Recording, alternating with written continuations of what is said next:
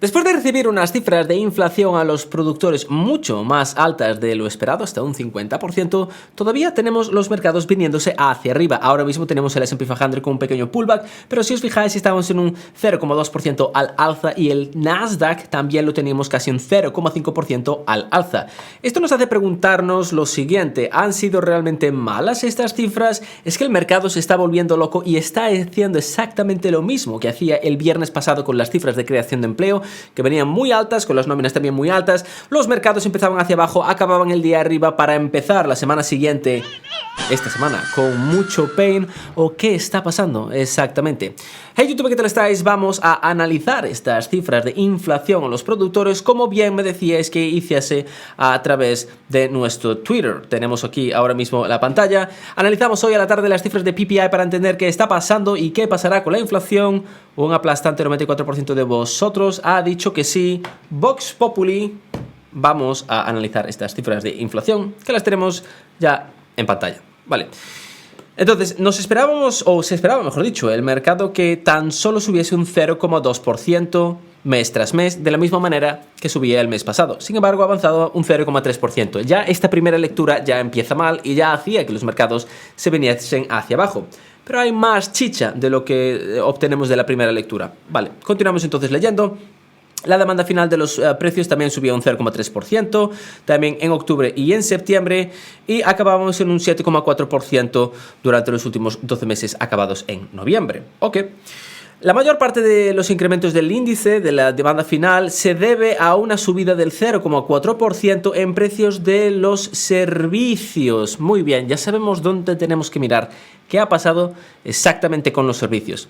Y por otra parte, también, si entendemos, si ya estamos acostumbrados a leer esto un poco, nos da una pista bastante clara de dónde no está la inflación. La inflación ya no está en energía, ya no está en estos productos, ¿de acuerdo? Lo cual va a ser algo bastante positivo cuando querramos mirar a las cifras de inflación a los consumidores. Continuamos entonces leyendo. Los precios de la demanda final menos comida y energía y los servicios de trade se movieron un 0,3% en noviembre después de subir un 0,2% en octubre. Y aquí tenemos las gráficas. Efectivamente, estos son cambios mensuales y estos son los cambios que tenemos anualizados. Y fijaros, no sé si lo estáis viendo, pero bueno, la tendencia en ambos casos habla por sí solo. Y luego lo vamos a ver en una tabla para que también podamos obtener un diferente feeling de lo que nos daba, al menos al principio de esta sesión, los mercados. Vamos entonces allá. Vamos a ver, disculpad, vamos a ver qué sucedía. Demanda final para servicios avanzaba un 0,4% en noviembre después de subir un 0,1% en octubre. Subóptimo. Principal problema. Lo que lo llevaba al alza eran los precios de la demanda final de servicios menos trade, transportation y warehousing, que subían un 0,4%. Aquí nos da efectivamente el detalle del producto. Sobre un tercio del incremento de noviembre para los de servicios puede ser seguido a los precios de los brokers, dealing, investment advice, es decir, consejos de inversión y servicios relativos, que saltaron un 11,3%. Claro, yo leo esto y lo primero que digo, lo primero que se me vino a la cabeza, que me lo comentabais en un directo esta semana, es ¿cómo carajo de Giro está realizando un profit warning? Lo siguiente que se me viene a la cabeza es Goldman Sachs. Lo tiene que estar haciendo de manera fantástica, aunque su acción parece que no. Que bueno, hoy sí está intentando recular un poco estas pérdidas. Morgan Stanley, Interactive Brokers, Charles Schwab. Todas estas acciones, a mí es lo primero que se me viene a la cabeza cuando me dicen que en el reportaje este de precios al productor, que el investment advice está subiendo un 11%. Porque los márgenes a la hora de dar este tipo de servicios no es que se hayan incrementado un 11%. Entonces, lo que vamos a acabar obteniendo es un bottom line para estas compañías mucho más jugoso. Eso es lo primero que se me viene a la cabeza. Pero bueno, vamos a seguir leyendo. Continuamos entonces. Los índices para las máquinas y los vehículos mayoristas, los servicios de loan, fuels, lubricantes, portfolio management y long distance motor carrying, es decir, transporte a larga distancia, también se movían hacia arriba. Los precios para el transporte de pasajeros me sorprendió muchísimo, pero bueno, caía un 5,6%. Automóvil y partes de automóviles también se venían hacia abajo. De todas maneras, aunque estemos leyendo aquí que los precios para los transportes de pasajeros se venían hacia abajo, tenemos que darnos cuenta que estamos hablando de PPI y no CPI. De manera personal, me imagino que para el CPI, para el mes de noviembre, como era mes de Thanksgiving, Halloween, ¿no? ¿Qué dices para normal? Thanksgiving, empezaba el festive season, todo el mundo viajaba. TSA nos advertía que ya teníamos los mismos números de pasajeros en los aeropuertos que teníamos en el 2019 antes de la situación, con lo cual también me imagino que las aerolíneas que no lo están haciendo en nada mal o que no lo habían hecho nada mal, al menos hasta esta semana que el mercado empezaba a caer, entiendo que han subido los precios sustancialmente y esto nos va a afectar bastante en el CPI, así que todavía nos queda la pregunta de CPI de la semana que viene, ¿va a ser duro o no? La energía no creo. Los servicios, los transportes, creo que ahí vamos a tener otra conversación, pero quizás, como vamos a comentar un poco más hacia adelante, sea algo pasajero. Vamos ahora a por los bienes. La demanda final de bienes se subía un 0,1% en noviembre, después de una subida del 0,6% en octubre. Nos gusta, los bienes se están tanqueando, por lo que decíamos anteriormente. Un 3,3%, una subida del 3,3% en los precios final de las comidas fue el mayor factor para esta subida en noviembre. Los precios de la energía caen un 3,3%, o sea, tenemos a comida subiendo un 3,3% y tenemos a energía cayendo un 3,3%, ¿vale? Al final, obviamente, bueno, acaba subiendo. 38,1% subida en el índice por los vegetables secos y frescos. Los precios de los huevos de pollo, las carnes, las comidas enlatadas, las comidas ahumadas, preparadas, o pollo más pollo, el tabaco, también se vienen hacia arriba. La gasolina cae un 6%. Fuel, natural gas y Basic Organic Chemicals también se venían hacia abajo. Así que estamos viendo que la inflación de por sí, el mayor riesgo inflacionario que teníamos y que hablábamos desde principios de año, que era la energía, a pesar de que todavía Putin hablaba y amenazaba hoy que probablemente acabaría recortando las producciones para contestar al price cap que tenía por parte de Europa, que esto era una pantomima porque Europa ponía un price cap a 60 y se está vendiendo a 50, el crudo ruso, así que... Pero bueno, Putin va a reducir producciones de petróleo, con lo cual me puedo llegar a imaginar que los precios del crudo van a volver a subir. Aunque también sabemos, y antes de continuar con todo esto, por si acaso no lo veis o no lo seguís a diario y solo estáis viendo este vídeo, estos son los precios del crudo estadounidense, ¿de acuerdo? Fijaros cómo está perdiendo todos los niveles y no está subiendo, está avanzando. Es más, discutíamos en el grupo y muy probablemente... continuemos o lo que sea, una posición en corto en energía porque hay una desconexión bastante importante entre los precios del crudo y las compañías energéticas. ¿Hasta dónde van a caer los precios del crudo? Para nosotros eso es muy positivo porque la inflación cae, pero también tenemos que darnos cuenta que si los precios del crudo caen quiere decir que hay menor demanda, lo cual se puede llegar a hablar de una recesión. Es todo bastante relativo. Y estos son los precios de la gasolina. Como estamos viendo, también tanqueaban desde los prácticamente 4,34 ahora mismo a 2,05 y están a punto de perder este nivel súper interesante de prácticamente este 2. Y al caer este 2 nos encontraríamos el 1,8 niveles del 2019, pre-situación, donde bueno, la situación ya acabaría siendo mucho más benigna, por así decirlo.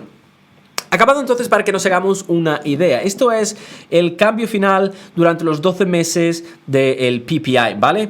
Y teníamos en noviembre del 2021 9,9, diciembre 10, en enero otro 10, 10,4, 11,7, 11,2, 11,1, 11,2, 11,7 fue nuestro máximo. Y a partir de ahí, fijaros como ya estamos, julio 9,7, agosto 8,7, septiembre 8,5, octubre 8,1. Bueno, no hace falta que los lea, lo estáis viendo perfectamente. 7,4 hoy. Quiere decir que aunque hayan sido malas, aunque hayan venido a unos 10 puntos básicos por encima de lo que nos estimábamos, un 7,4 no está nada mal, y lo que no está nada mal es esta tendencia. Esta tendencia, en mi opinión, no le está diciendo a la Fed, uy, me he equivocado, en vez de subir, como decía, 0,5 puntos, tengo que subir 0,75. No lo creo para nada. ¿Qué pasa? ¿Cuál es la gran pregunta? CPI. ¿Cuál es la gran pregunta? Job Report. ¿Dónde vamos a ver una corrección en estos dos sectores o en estos, digamos, en estas dos cifras? Es donde nos va a decir que la Fed va a tener que subir más del 5%, 5,2%,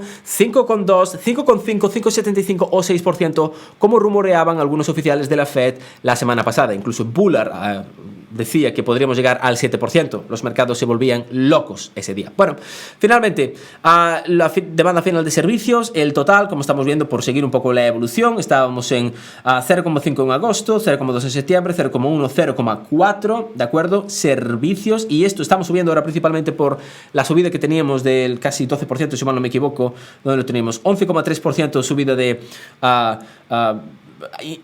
investment advice, ¿de acuerdo? Es decir, brokers y demás que están cobrando más a sus clientes, a sus productores.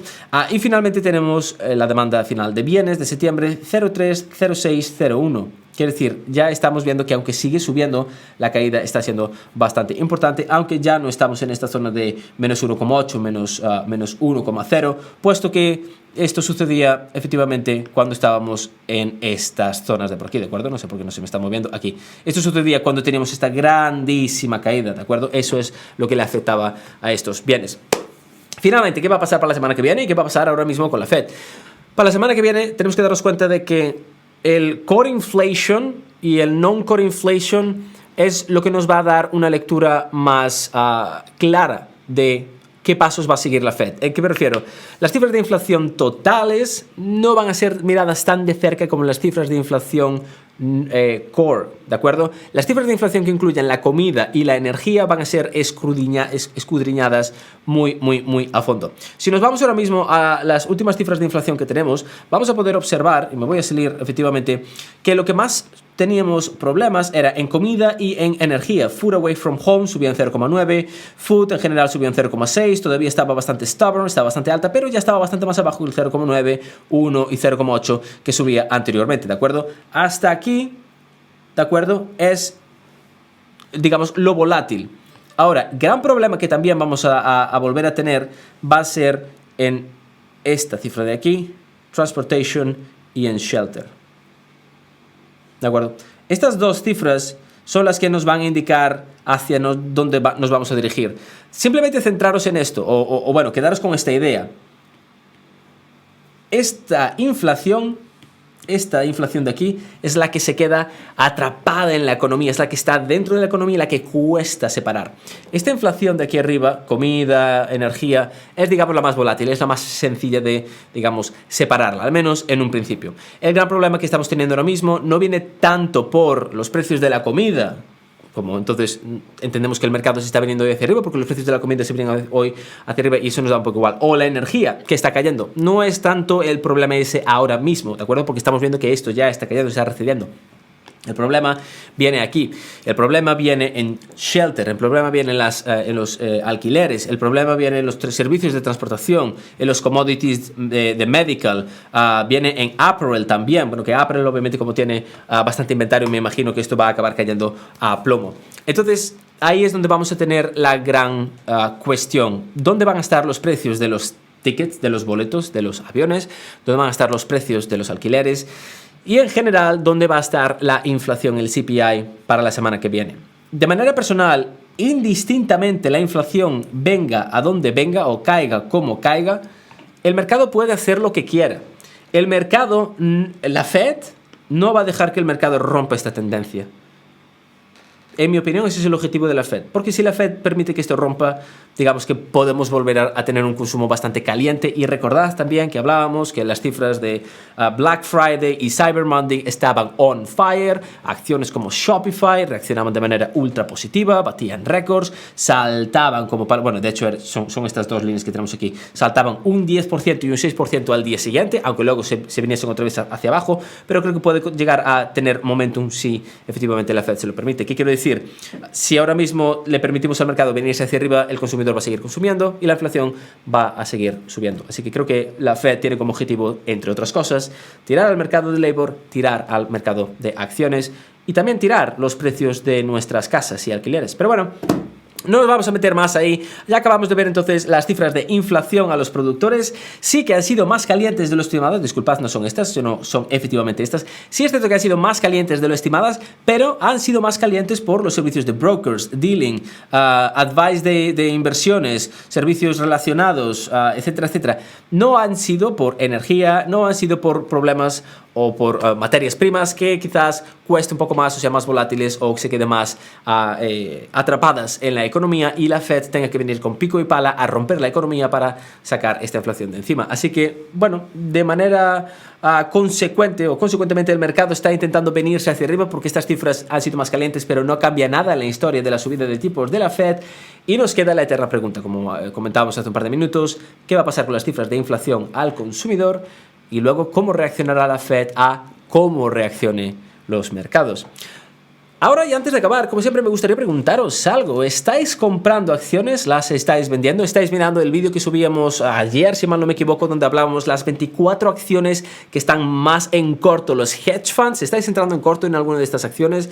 ¿Estáis entrando a largo en otras acciones? ¿En healthcare? ¿En tecnología? ¿Invirtiendo a largo plazo? ¿Haciendo DCA? ¿O simplemente vendiéndolo todo, entrando a corto y mirando cómo la Fed destruye el mercado? Que es prácticamente lo que sabe hacer. Como siempre, dejármelo saber aquí abajo. Tengo muchísima curiosidad por saber lo que pensáis. Como siempre, espero que hayáis disfrutado de este vídeo. Si ha sido así, no os olvidar de darle al botonazo de suscribirse, campanita, botonazo de me gusta y como siempre nos despedimos hasta el próximo vídeo.